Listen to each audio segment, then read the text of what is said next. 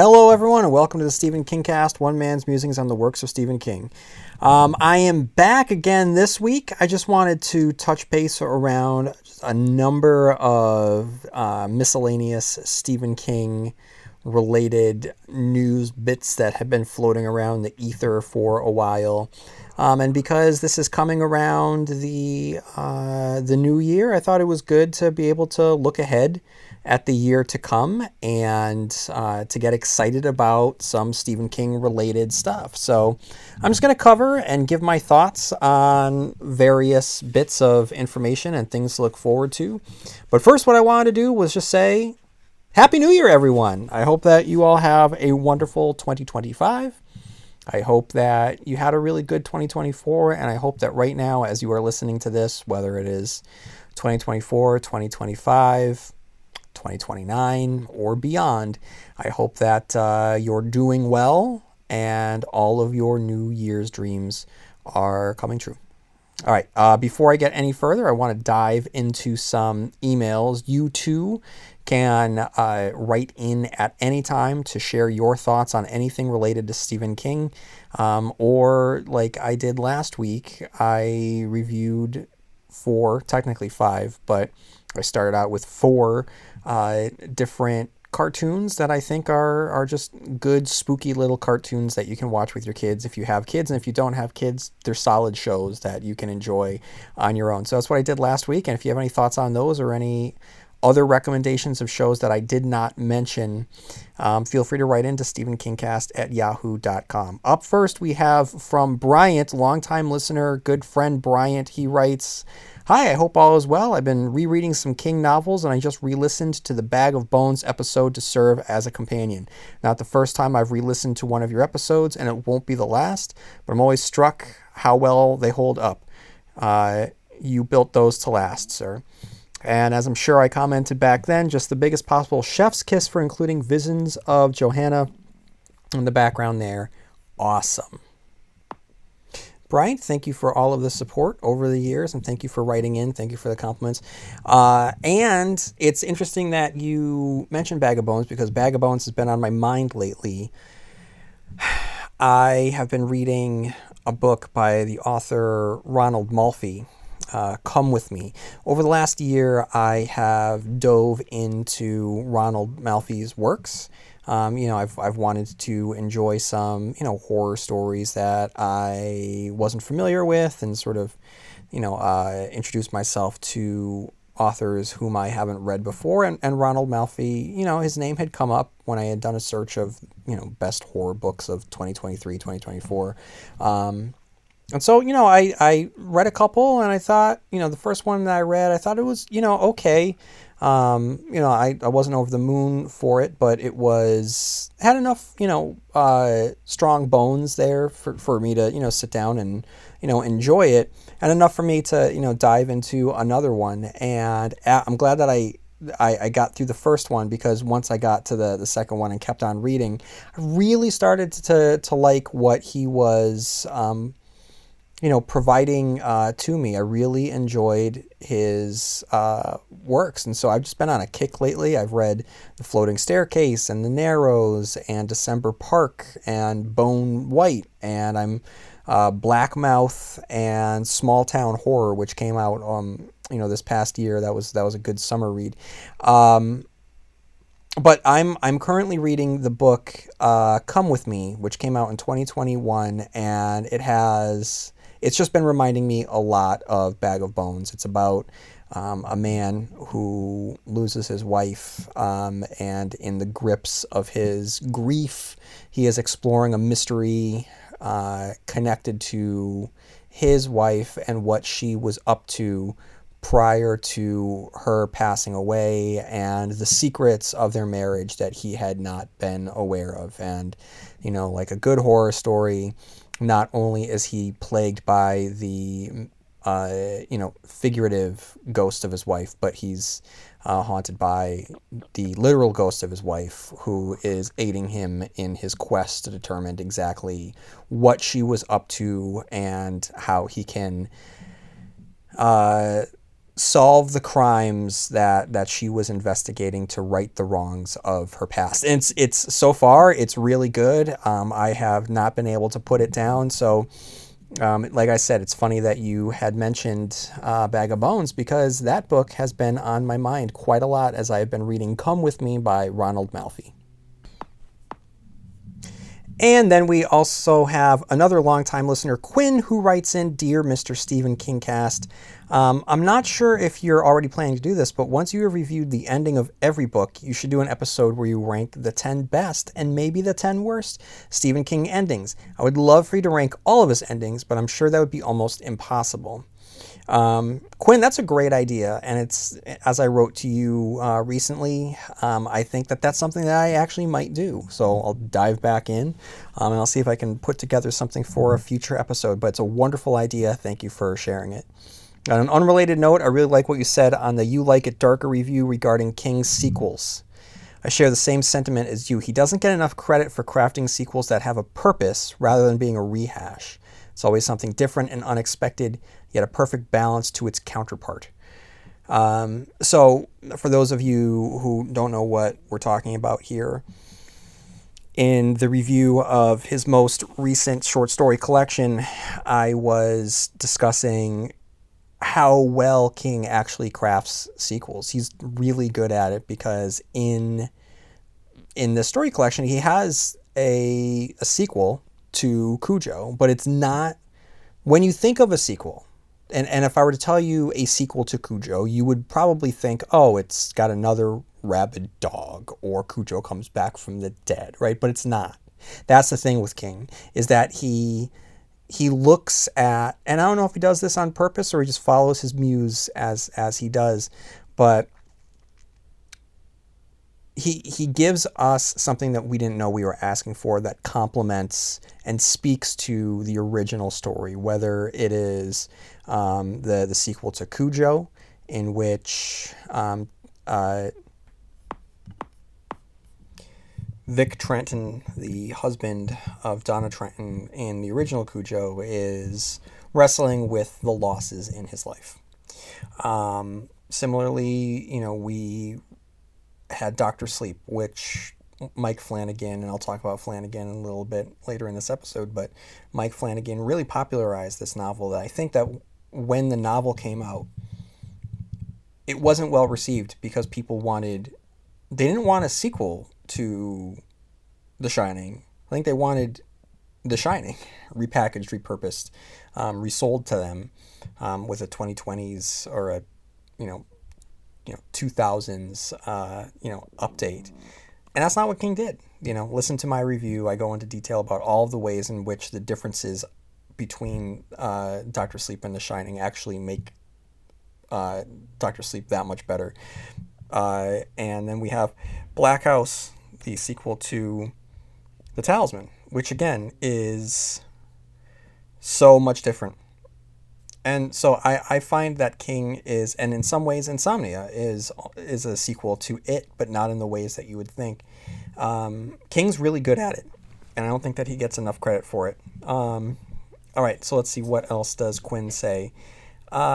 Speaking of sequels, I heard that before Peter Straub died, he sent King a plot outline for The Talisman 3, so I'm really hoping to see that come to fruition, maybe even co-written with Joe Hill, since he's talked about having such strong childhood memories with that book. I think Straub would approve. R.I.P. Cheers to your upcoming 10 years, Quinn. So I'll talk about the Talisman in a bit, but yes, I never thought of Joe Hill stepping in and co-writing it. That would be great. That would be really, really good. That'd be a wonderful thing, because I like the collaborations between King and Joe Hill. Ian writes, Hi, when I was a kid and saw Salem's Lot on TV, I went a bit King mad and wanted to get some more. Being 9 at the time didn't make this easy, but I remember buying a cassette tape that had Ed Bishop reading 2 night shift stories, I Am the Doorway and One for the Road. Both great readings, and One for the Road being a lot short story made it all the better. I've long since lost that cassette and wouldn't have any means to play it even if I still had it, but I've never forgotten Bishop's brilliant reading of those 2 and have looked for them on the internet quite regularly since. Why I didn't look on YouTube is beyond me, because when I did, I found it right away. It's every bit as good as I remember, and I think I'll play it this Halloween for my family, if they'll indulge me. Sending you the link in case you wanted to hear it, if you've not already. And I'm going to probably post this on my Facebook page if anyone wants to listen to it themselves. Listening to it again made me think of the proposed Josh Brucker film that I had become aware of thanks to your podcast. Did anything ever come of that? I've not been able to find it. Many thanks, Ian from England. So Ian is referring to a interview I did back in probably 2017, where I interviewed a burgeoning director, Josh Brucker, who had purchased the rights to One for the Road as a dollar baby, and he was just trying to raise some funds. He had Lance Hendrickson in the bag if it went through. Unfortunately, I don't believe anything ever came from it, which is unfortunate. But it was a good interview. It was great talking to Josh. I don't do interviews very often, but I did do a couple of interviews around that time. The other one being Matt from Cotet19.net. And then there was my conversation with Dustin Thomason, who co-created Castle Rock when it first came out, and he was incredibly generous with his time. And it was really cool to be able to talk to him about the show as it was. The show hadn't concluded yet, so we were able to talk about maybe what was going to come, and talk about some decisions that were made from a character standpoint within the larger mythos of Stephen King, and how to be able to massage the concept of Castle Rock, with it being within the world of Stephen King and what we know, but also within the needs of being able to tell a story in of itself. So it was a great conversation. And Josh was one of them. So I really appreciated being able to talk to everyone. And so if you just wanted to dive into a cool conversation about someone that was trying to get something up off the ground, check out that One for the Road episode back in 2017. Michelle writes, "Hello, I may be way behind with this subject matter as I've just started listening to your podcast. I love the pod, by the way. I appreciate your overview of the novels and your reviews. Both are very thoughtful and thorough. My biggest struggle is the comparison of father and son. I don't think it's fair to either of them. King has his own talent, skills, and past experiences that guide him, as does Hill. Like any author, they each have their own unique styles, rhythm, and overall thought processes. The only book I've read by Hill is Horns, and I absolutely loved it on so many levels. Admittedly, I really need to read more from him and hardly know where to go after Horns. After listening to both episodes of your podcast, I honestly want to read that book again. I feel the same about King novels you reviewed so far. Thank you, Michelle." Michelle, thank you so much for writing in. And if you want to check out more Joe Hill, I would say hit his 20th Century Ghost short story collection. They are just peppered with just wonderful masterclass examples of how to write a short story. With 20th Century Ghosts and pop art really being the standouts from that. Honestly, pick up any Joe Hill book. You can't go wrong. It's great, and I'll be talking about Joe Hill in a little bit. All right, let's look ahead to 2025 and possibly beyond. And I'm going to look at some Stephen King news. Some of those are going to be Stephen King adjacent. Some of them are going to be Stephen King movies and television shows. And thankfully, some of them are going to be Stephen King books. So up first, what we know, what we can expect is Never Flinch. And this is the description of Never Flinch, the book. From master storyteller Stephen King comes an extraordinary new novel with intertwining storylines. One about a killer on a diabolical revenge mission, and another about a vigilante targeting a feminist celebrity speaker, featuring the beloved Holly Gibney and a dynamic new cast of characters. When the Buckeye City Police Department receives a disturbing letter from a person threatening to kill 13 innocents and 1 guilty in an act of atonement for the needless death of an innocent man, Detective Izzy Janes has no idea what to think. Are 14 citizens about to be slaughtered in an unhinged act of retribution? As the investigation unfolds, Izzy realizes that the letter writer is deadly serious, and she turns to her friend Holly Gibney for help. Meanwhile, controversial and outspoken women's rights activist Kate McKay is embarking on a multi-state lecture tour, drawing packed venues of both fans and detractors. Someone who vehemently opposes Kate's message of female empowerment is targeting her and disrupting her events. At first, no one is hurt, but the stalker is growing bolder, and Holly is hired to be Kate's bodyguard. A challenging task with a headstrong employer and a determined adversary driven by wrath and his belief in his own righteousness. Featuring a riveting cast of characters, both old and new, including world-famous gospel sister Sista Bessie and an unforgettable villain addicted to murder, these twinned narratives converge in a chilling and spectacular conclusion, a feat of storytelling only Stephen King could pull off. Thrilling, wildly fun, and outrageously engrossing, Never Flinch is one of King's richest and most propulsive novels. So, I mean, that description sounds awesome, and I can't wait. As I have, stated, I love the idea that King has a character that can go out and solve these spooky cases. As we saw, spoiler alert for The Outsider and If It Bleeds, she has, been a part of supernatural proceedings. But for the most part, they've been grounded in crime, real life crime, with the last one, Holly, exploring murders that were taking place, with a Stephen King shine on it, but, murders. And it looks like this is going to be the same. There's nothing about this that screams supernatural. I would like some supernatural to it, but I'll take this because King is clearly motivated and activated by this character, and I want to see, what he's able to give us with her behind the driver's seat. With that being said, there are those I do know that just want him to move on from Holly, and I can understand. I don't know how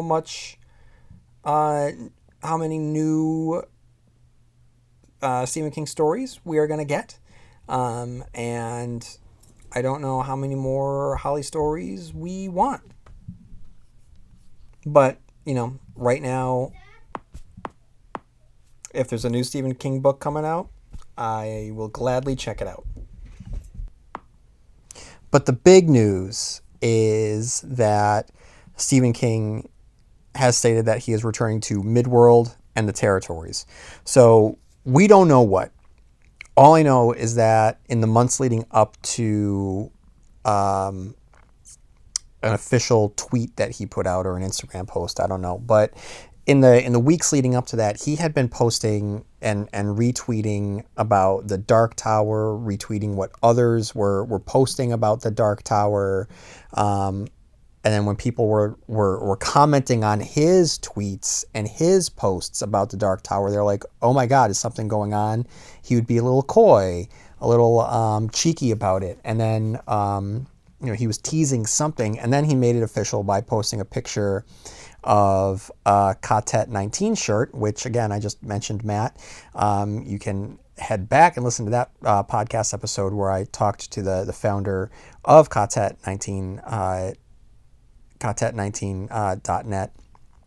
I have an entire drawer full of his clothes. I wear 2 Stephen King hats if I'm going out. Well, one of 2 Stephen King hats that I've gotten there if I go out and about. So they're great clothing and paraphernalia for you. But yeah, Stephen King posted a picture of one of those shirts, "All things serve the effing beam," with the caption, "I'm back in Midworld, ... and the Territories. Don't know if it will develop into anything, but it's good to be back." My thoughts on this: I don't think that has anything to do with Roland. I would actually like to think that it is the conclusion to the Talisman story. So I already read an email where Quinn, prognosticated that, he and Stephen King and Peter Straub had discussed something before Peter Straub had passed away. So if this is King diving back into this world and concluding the story of Jack Sawyer, I'd be down for that, because as I stated earlier in the episode, Stephen King does sequels very, very interestingly. And so to be able to revisit Jack Sawyer in real time as someone who has not been stuck as a 12-year-old boy for 40 years, I want to see where he's at now, now that he is, in middle age, if not older at this point. Where we last left Jack, it was in an interesting state, both literally and figuratively. So I'd be interested to see where traveling Jack, now that he's not traveling so much, what his life is like. And I think that these types of stories, if we're able to follow it, an easy route to take is the exploration of Jack as a father with a child who has the ability to flip. I would really like to see that. So, I mean, there's so many places that this story can go, and all of them are interesting. I get really worried about revisiting Dark Tower stuff. Not revisiting, but Stephen King going back to it. The more I think about the conclusion of the Dark Tower, how it's just a perfect ending, I don't really want to go back to that too much. Going back to Midworld, sure, yeah, I guess. But I want to, if we're doing a talisman story, I want to stick with the territories and not muddy the waters too much. With that being said, I loved the tie-ins to the Dark Tower in Black House. As I stated, this was prior to the... no, it came out after. It came out after the car accident, but it was the last Dark Tower novel prior to King making a very significant narrative shift in where that story was going. It felt more in line with what he was doing with Wasteland, with Insomnia, and Wizard and Glass. It felt more of a piece with that than it does with the conclusion of the final trilogy of books, Wolves of the Call, Song of Susanna, The Dark Tower, which really follows its own story, and it goes in a direction that you wouldn't have guessed if when you start off on the Stephen King train back in The Gunslinger. But I'm very, very interested to see what he does with this. He says he doesn't know if it's going to develop into anything, but I really hope that it does, because it's a world that is worth exploring, with a character that is worth exploring.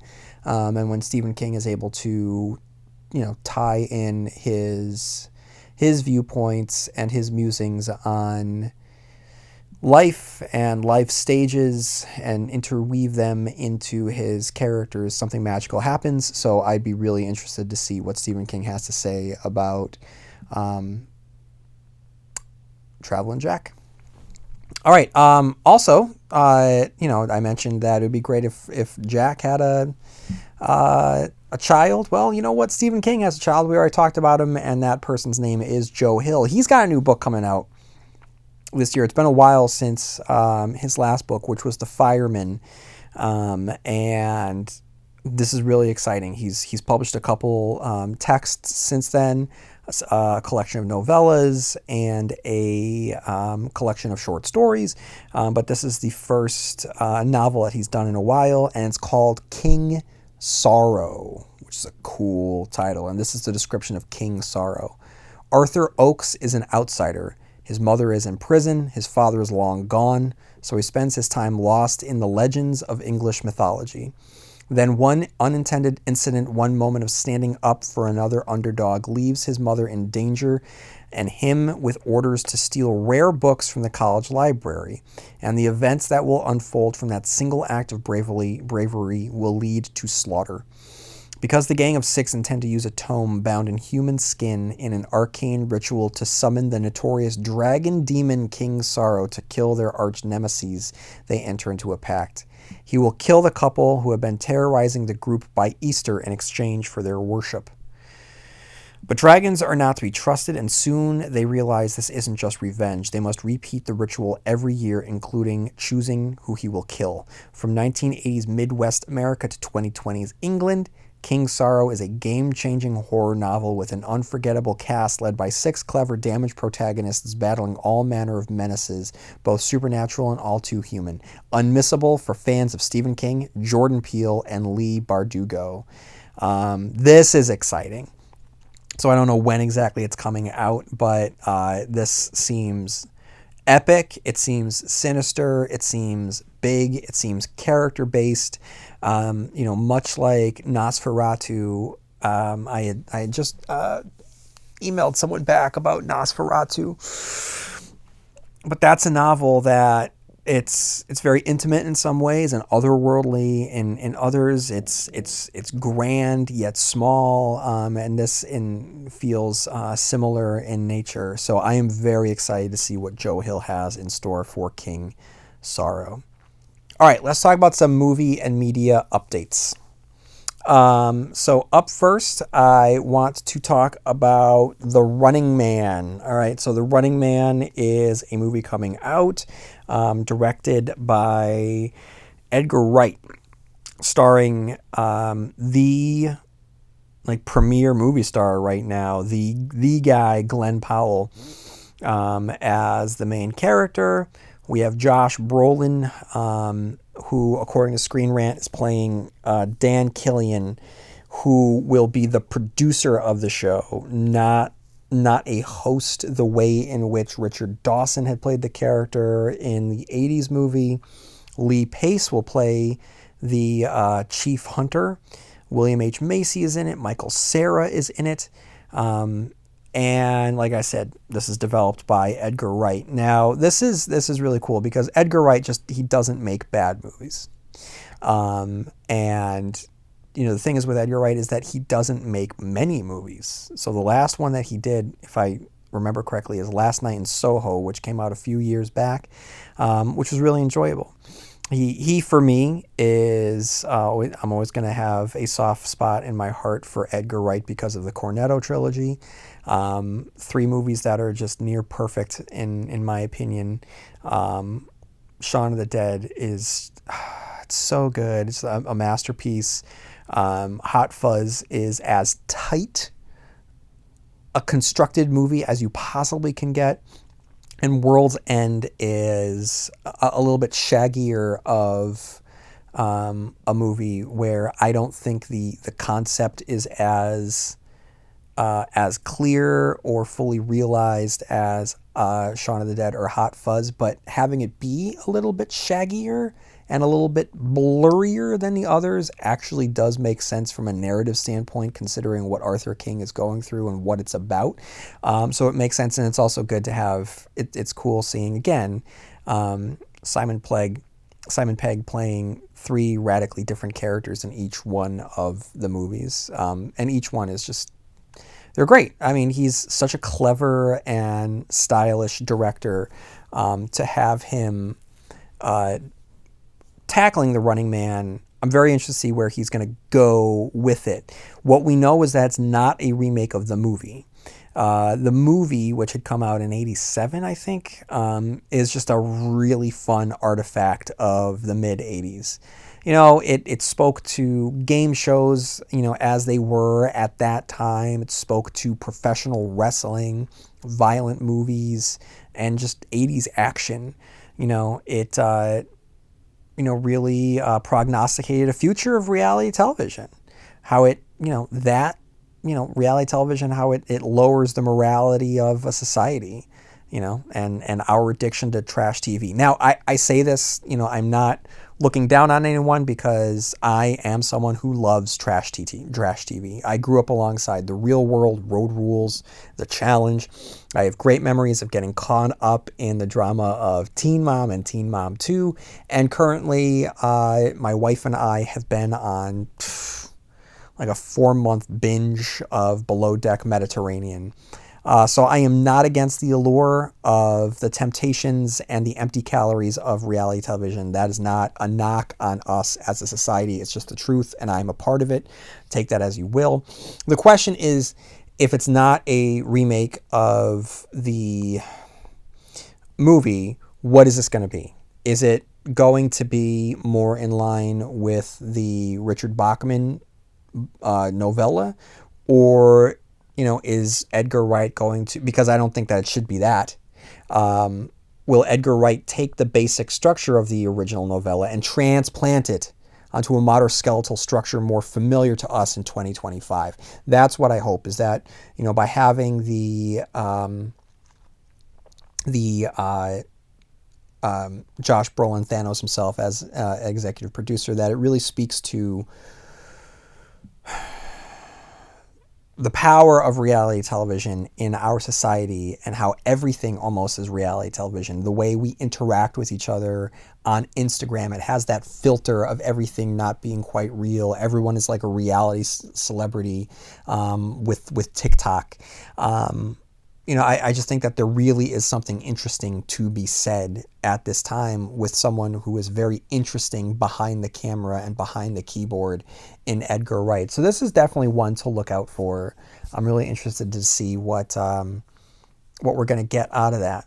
Another one that I am interested in is The Monkey. Okay, now from Wikipedia, The Monkey is an upcoming supernatural horror film based on the 1980 short story The Monkey by Stephen King. The film adaptation is written and directed by Osgood Perkins. It stars Theo James, Tatiana Maslany, Elijah Wood, Christian Convery, Colin O'Brien, Rowan Campbell, and Sarah Levy. After stumbling upon their father's vintage toy monkey in the attic, twin brothers Hal and Bill witness a string of horrifying deaths unfolding around them. In an attempt to leave the haunting behind, the brothers discard the monkey and pursue separate paths over time. However, when the inexplicable deaths resurface, the brothers are compelled to reconcile and embark on a mission to permanently eliminate the cursed toy. So the trailer came out, and it is not what I had expected after seeing Longlegs and the Black Coat's daughter. So this is done by Oz Perkins, who, fun fact, is the child of Anthony Perkins, Norman Bates himself. And Longlegs was a massive hit this past summer. It went out to the theater. I probably should have done a review of it. I loved it.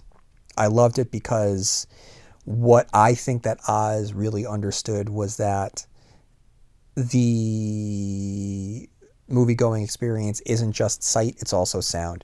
And what he did with sound was so effective. There were so many moments of Lynchian dread and weirdness, especially inspired by what felt to me directly from Twin Peaks: The Return. There were some visuals in there, some sound cues in there. It just made me feel like I was living in a very similar, off-putting space. Nick Cage's performance is what you would expect out of Nick Cage. It really is unsettling. There's dread the entire time. It just builds and builds and builds. It's very atmospheric. It's off-putting. There's something strange about it. You're never able to kind of pinpoint what time it's taking place in.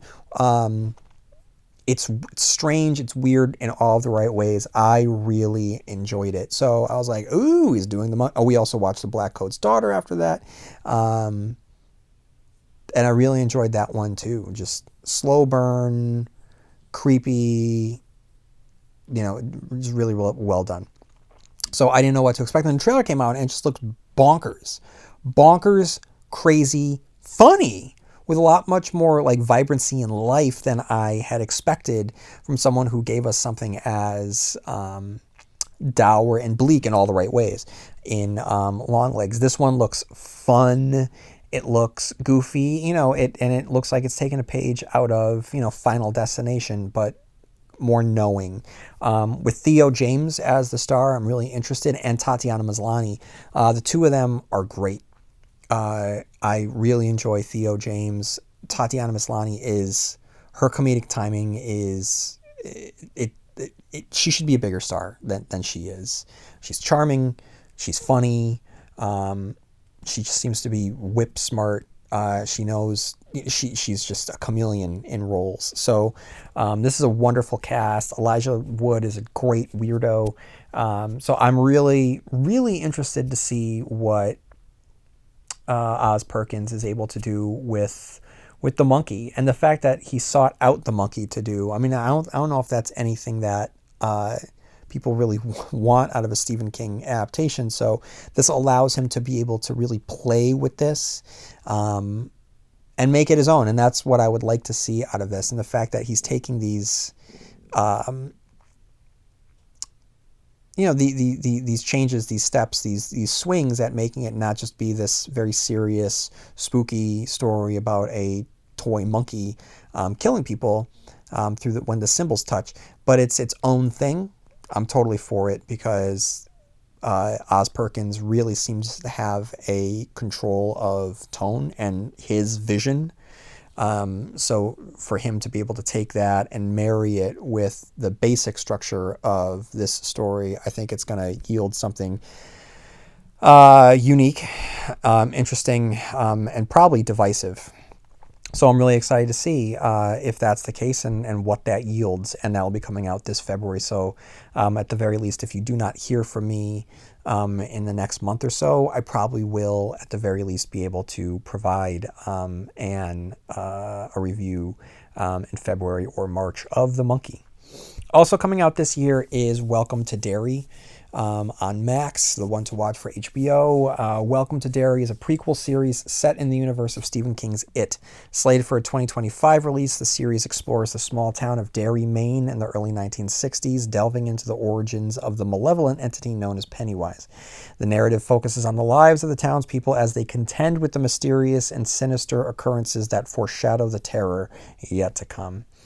My thoughts on this, I'm pretty ambivalent, honestly. I was just rewatching It Chapter 2 on Netflix the other month, and I wasn't very happy with it, unfortunately. The cast is great, and Skarsgård is just doing phenomenal work, but man, it wasn't great. So I'm not looking forward to going back to this and push around the scraps of a, finished meal around on my plate. The story's been told. And those vignettes of, its existence interwoven throughout the town of Derry.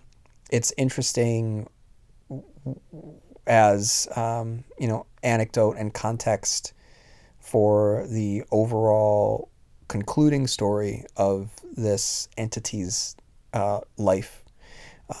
Over a span of 30 years from the 50s to the 80s in It, and how the losers are the ones that are able to take it down. And it's really about, the losers story. It's the losers, and the past is prologue. The past is not the story. The past is there to provide more definition into the horrors and the bigotry and the apathy of the adults within the town and the cyclical nature, right? So it's part of a larger piece. It's one piece of a jigsaw puzzle, and we've already completed this jigsaw puzzle. And what this to me is, it's taking a piece of the jigsaw puzzle and telling me it's its own puzzle, and to me it's not. So I'm not going into it completely negative. At the end of the day, if I watch it, I'll be able to shut my brain off, I hope, and just watch it for what it is. And I'll get Skarsgård doing great Skarsgård Pennywise stuff, which is always a blast. But for me, the story is told. This is, I don't blame HBO for pursuing this. IP is IP.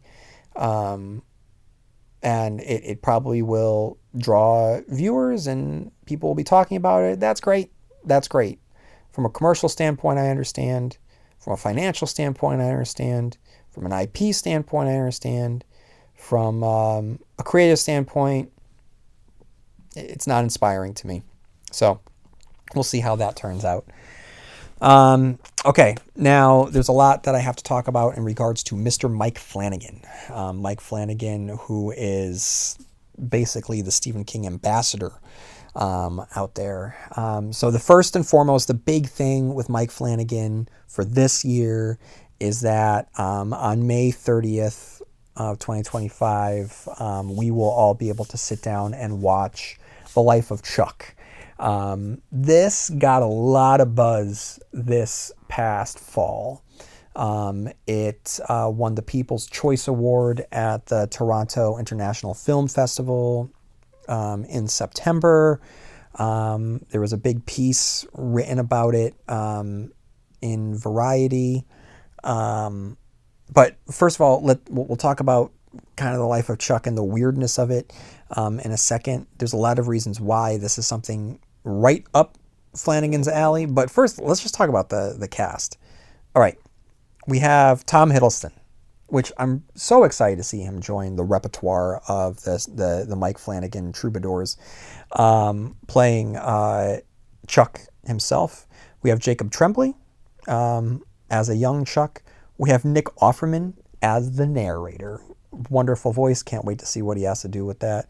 Chiwetel Ejiofor, fantastic actor who I don't believe is doing enough work, so I like to see him in this. Karen Gillan, Mark Hamill, the Joker himself. Mia Sara, Heather Langenkamp, Kate Siegel, of course. Matthew Lillard, whenever he shows up in something, it's really interesting. Again, I talked about Twin Peaks: The Return already. Him playing the character of Bill Hastings really grounded this story in tragedy and fear and anxiety. He did a wonderful job. He was also the voice of Norville Rogers. You can learn more about how I feel about Norville Rogers in my last episode. He does a great job. David Dismelchin, oh my God, go out and see Late Night with the Devil. It's a wonderful little movie out there starring David Dismelchin in a lead role. You'll recognize him. He's a character actor. He always does supporting work. It was great to see him in a lead role. He was able to really carry that movie. And so he's in this. We have Gizmo himself, Harvey Guillen, Carl Lumley, Rahul Kohli in it, and others. So it's a stacked cast for a really weird, offbeat Stephen King story in 3 parts. Now, why do I think that this is perfect for Flanagan? Because Flanagan is able to tell a very earnest story, and the life of Chuck, despite it being really weird in its own way, it's a very earnest story about life and love and acceptance and just embracing life. And I think that earnestness will speak to what Flanagan does really well. I think that this story will allow him to be able to deliver those classic Flanagan monologues, and I cannot wait to see that. And giving those monologues to Tom Hiddleston, I cannot wait to see that man cook. We know that we're going to see him dance, which I also can't wait to see. But to see him just expounding upon the wonders and the tragedies and the interrelationships of life and how that plays out, I'm very excited. I cannot wait to see how Flanagan is going to be able to make the life of Chuck work. I have no doubt that he's going to be able to make it work, because when he touches a Stephen King project, he doesn't miss.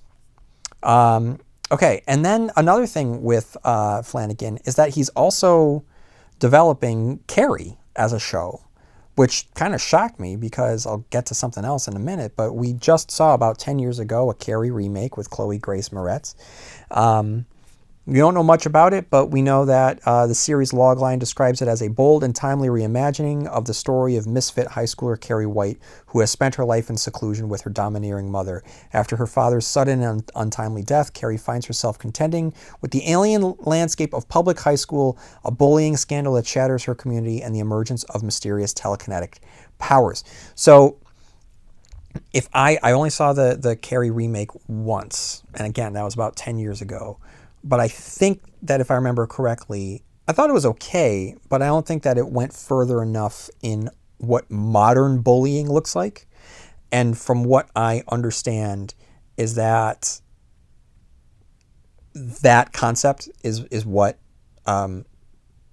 drew Mike Flanagan to this project. So if Mike Flanagan wants to reshape this story with modern bullying, which just isn't your regular taunting. There's no escape There's just absolutely no escape. If something is occurring in school, there's no escape from it. Once upon a time, you could get bullied at school, then go home, and home was your safe space. But now, with the rise of the internet, which just infects everything now, there's no escape. It's 24/7. School is not a place; it's a concept, and the horrors of bullying that occur within the walls. Those walls become virtual and they extend into your home. And I feel awful for kids in 2024 if they are the recipients of direct bullying or just trash talking and social media roasting. It's awful. So to have some sort of modern bullying occurring, and Carrie trying to navigate that is interesting. With that being said, would I rather have him do Carrie or would I rather have him do the Dark Tower? I'd rather have him do the Dark Tower. So I include this here because he's still attached to it. There's no real update, but it was talked about pretty heavily in, I don't know if it was a Vanity Fair or a variety spread. But they covered Flanagan and the life of Chuck, and more than once, he spoke about the Dark Tower and how Stephen King. This was really interesting. Stephen King seems to be on him about focusing on the Dark Tower to the point where it looked like Stephen King didn't want him to do the life of Chuck. He wanted him to just focus on the tower and getting that done, which to me speaks volumes. How much trust King has in Flanagan, and rightfully so, more than any other director that I have seen, or storyteller. Flanagan is able to take that concept and take the sensibilities of Stephen King and bring it to life, and to be able to take that dialogue that works so well on the page that typically doesn't work if you say it out loud in a movie, and make it work. Flanagan makes it work. He's able to recreate that sense of reading a Stephen King novel and put it on the big screen, or a small screen. And the fact that King trusts him and he's letting him do Dr. Sleep, and he's letting him do Carrie, and letting him do Gerald's Game, and letting him do Carrie and the life of Chuck. It's all wonderful stuff, but I want him to do the Dark Tower, focus on the Dark Tower, make this magnum opus happen. And the fact that Stephen King seems to be on him about it, I think that that's a wonderful endorsement. Honestly speaking, I think I've said this before, if it never comes to fruition, live action, I think that the best bet for the Dark Tower, honestly, outsource it to a Japanese studio and just have it be a wild anime. I think that the things that are crazy about the Dark Tower that might be off-putting to live action audiences, it'll work well as an anime. That's my 2 cents. But if anyone's going to be able to pull it off, Flanagan is the guy. He'll be able to get that done. So we got a lot of Mike Flanagan related Stephen King stuff coming out this year. I cannot wait. All right, guys. The last thing I want to do, is give you a little review of the Salem's Lot movie that came out this past year. It's something that I should have done when it came out, but, life kind of got in the way. But I want to kind of touch upon my thoughts of the Salem's Lot remake, which hit Max this past year. So here's the Wikipedia summary. Writer Ben Mears returns to his hometown of Jerusalem's Lot to write a book about his childhood. He befriends and starts a romantic relationship with Susan Norton, a local who has an overbearing mother and dreams of leaving town. Meanwhile, middle school student Mark Petrie finds himself the target of a school bully and meets school teacher Matt Burke. A strange European man called Straker opens a antique store in town and moves into the long-abandoned Marston house, which has a history of murders. Straker has a large coffin shipped into the house and placed in the basement. Straker kidnaps one of Mark's friends, Ralphie, and sacrifices him to his master, a vampire called Kurt Barlow. A search party is unsuccessful in finding the boy, and the residents blame newcomer Ben. An unseen creature attacks Ralphie's brother Danny, and he later dies from pernicious anemia. After his funeral, Danny emerges from his coffin, now a vampire, and bites gravedigger Mike. Matt encounters a sickly Mike at a bar and invites him to stay the night before taking him to a doctor. After noticing a set of strange symptoms, Matt suspects that Mike has been turned into a vampire. After witnessing Danny fly into his house through a window, Matt flees and tells Ben and Susan. Along with Dr. Cody and Sheriff Gillespie, the group examines Mike's now lifeless body, although Matt does not tell Cody or Gillespie about what he saw. Later that night, Mike returns, fully turned into a vampire, but Matt is able to ward him off with a cross. Danny attempts to trick Mark into letting him into the house, but Mark resists and also fends off Danny. Mark researches how to kill vampires. The next day, Dr. Cody is informed that Danny and Ralphie's mother has been found dead from the same disease that killed her son. After discovering that Mike's body has also vanished, Cody confronts Matt, and he tells her, Ben, and Susan about the vampires and how to defeat them. Mark and Matt both break into the Marston house to kill Barlow, but are locked in the basement by Straker. Barlow bites Matt while Straker captures Mark. Meanwhile, Ben, Susan, and Dr. Cody investigate Danny's mother. She turns and bites Dr. Cody before being destroyed with a cross, but Dr. Cody manages to stop herself from turning by injecting herself with a rabies shot. Barlow's vampires rapidly turn the town's residents. The next day, Mark escapes his bindings and kills Straker. Seeking shelter at a church, Ben, Susan, and Dr. Cody consult the town's priest, Father Callahan, about what to do. Mark arrives, informing them of what occurred at the Marston house and about Barlow.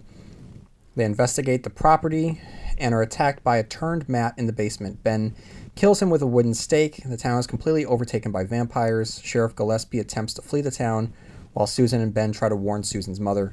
Susan's mother reveals that she has taken over Straker's role as the human servant to Barlow, and Susan is bitten by a vampire. Ben flees with Susan. Father Callahan attempts to convince Mark's parents of the danger, but they are ambushed and killed by Barlow.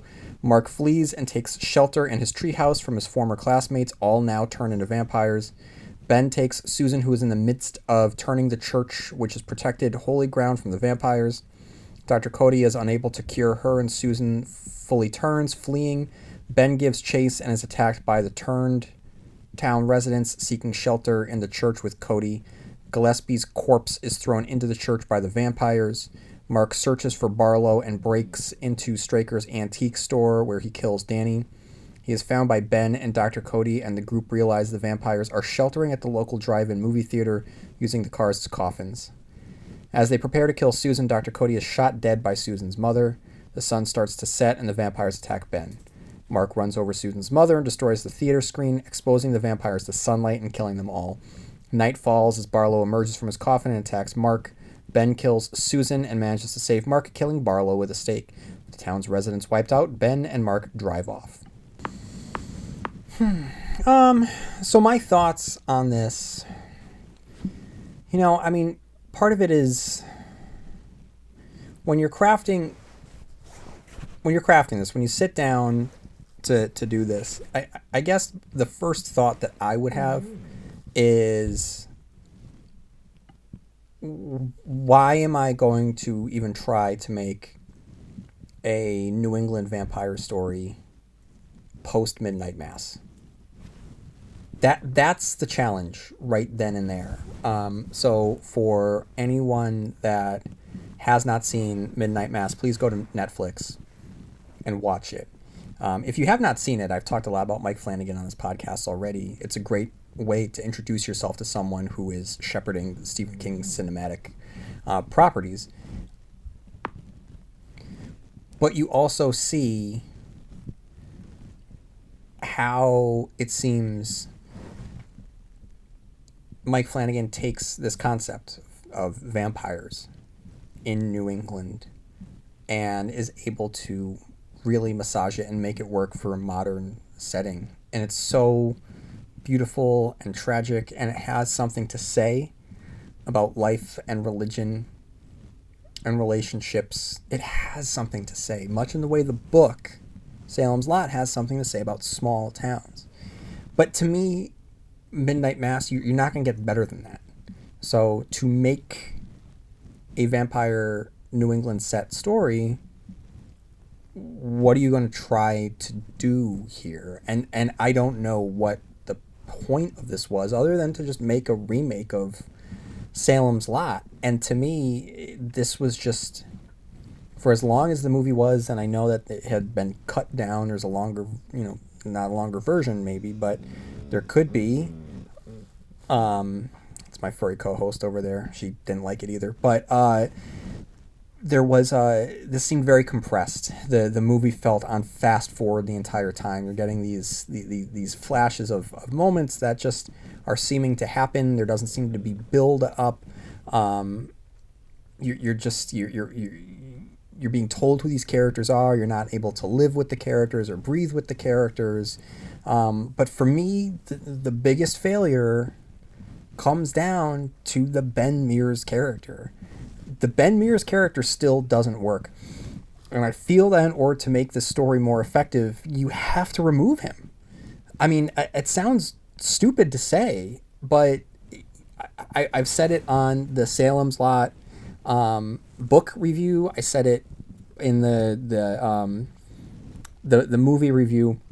I did not review the Rob Lowe version, but I just don't feel that this character is very effective. If you're gonna adapt this and you're going to cram this sprawling small town epic into a 2-hour movie, you have to do something with the cast.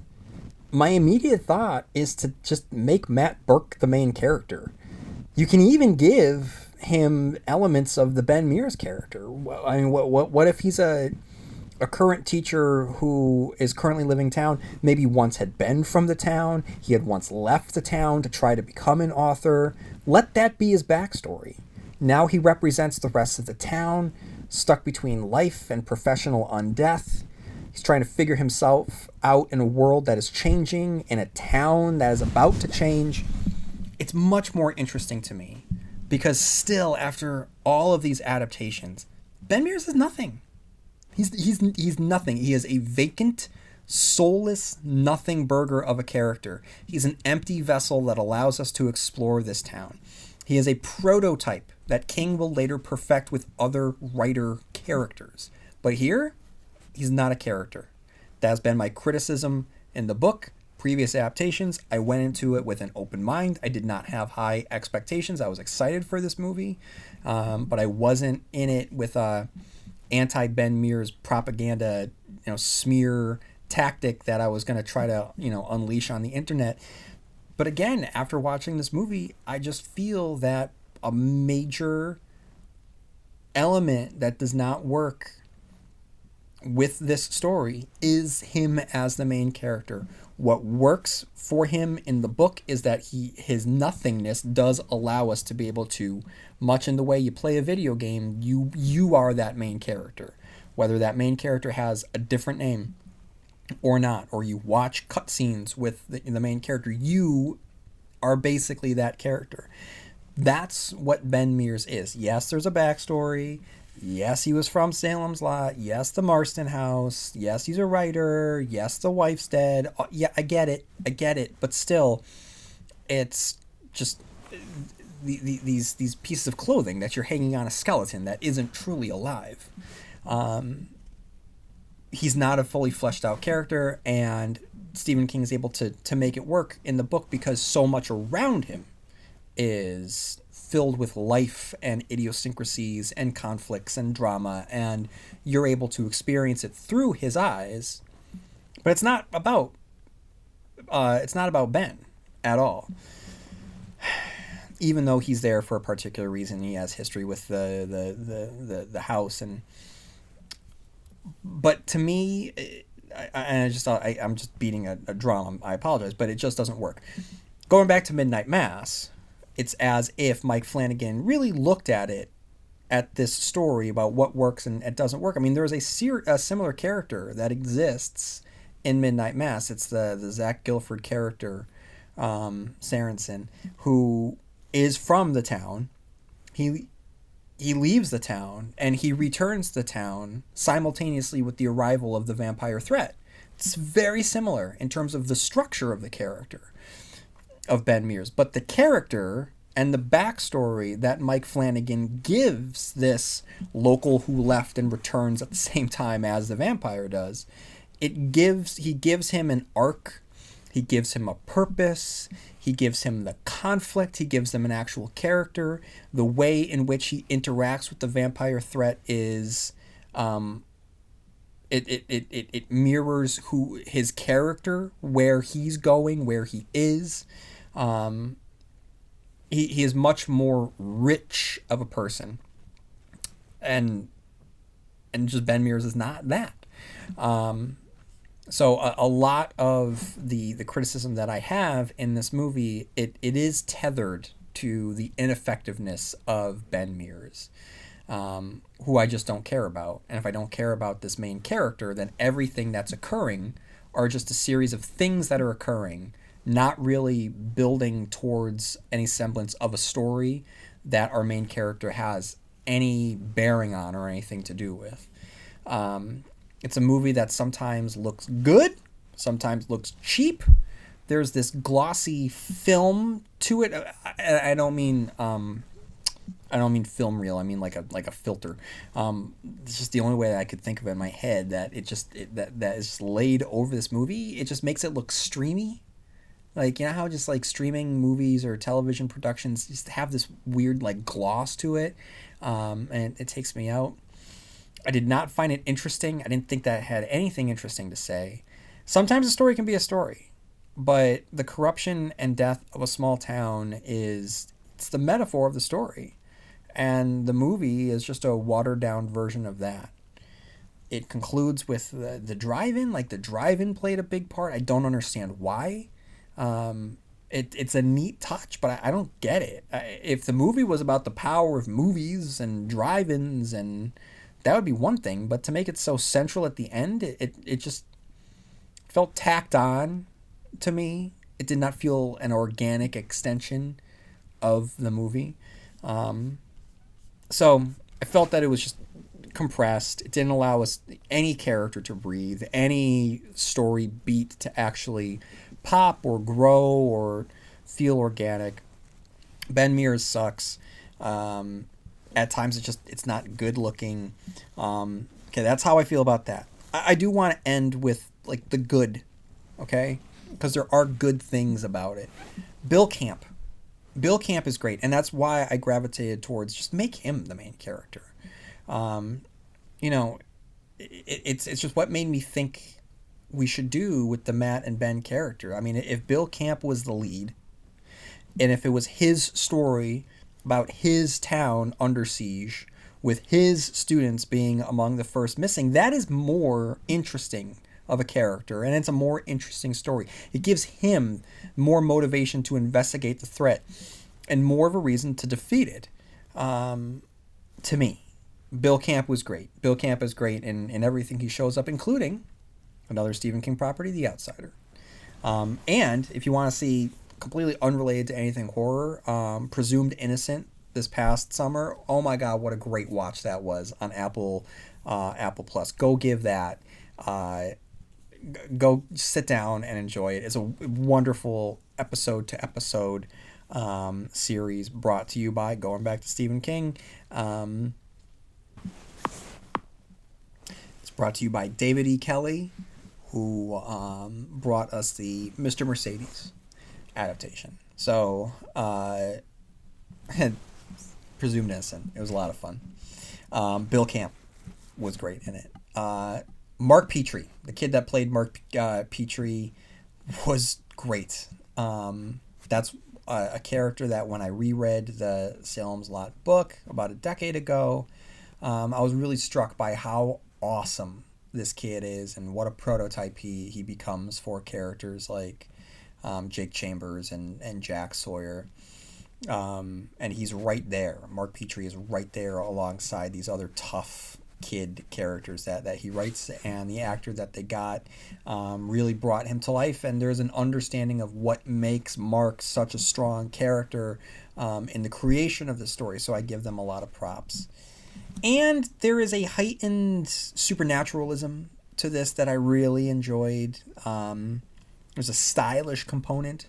The when the vampires are in the proximity of the crosses start to glow. It's a lot of fun. The vampire's eyes are glowing, and when you throw a cross in front of the vampire doesn't just shy away in unseen pain or terror.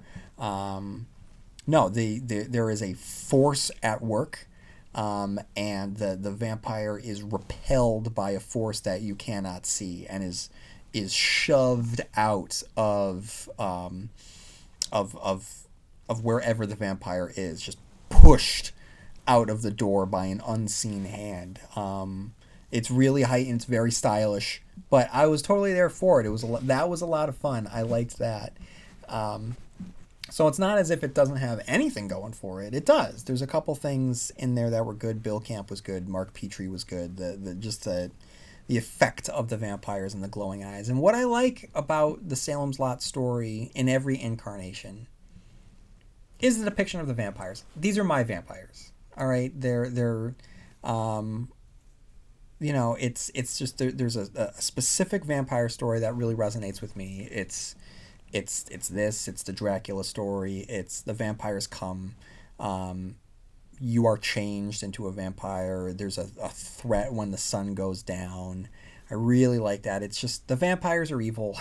They want to drink your blood. They will do everything that they possibly can to get you to invite them into your homes. They will try to seduce you. It's the vampire that I like. They don't have scrunchy, weird little faces. They look like the people you know, except with fangs. One book that I want to go back and reread, I remember really enjoying, was They Thirst by Robert McCammon. It's a very similar thing. This one takes place out in LA, though, which I want to explore again. I just remember really liking it. McCammon, from what I remember, just really was able to build the suspense of the sun going down. That's always a thing that I like. And that's the thing that I didn't like at the end of this, where the sun is going down and the vampires can stay in the shade. For me, it's the sun has to set, and the race against the sun actually having set is such a important piece. And but anyway, I digress. I didn't like it. I didn't like this adaptation too much, and I had been looking forward to it because I like James Wan and I know that he was a producer on it, and I thought it was going to be a movie that was in control and stylish and cool, and it just didn't get there for me, unfortunately. I was looking forward to it.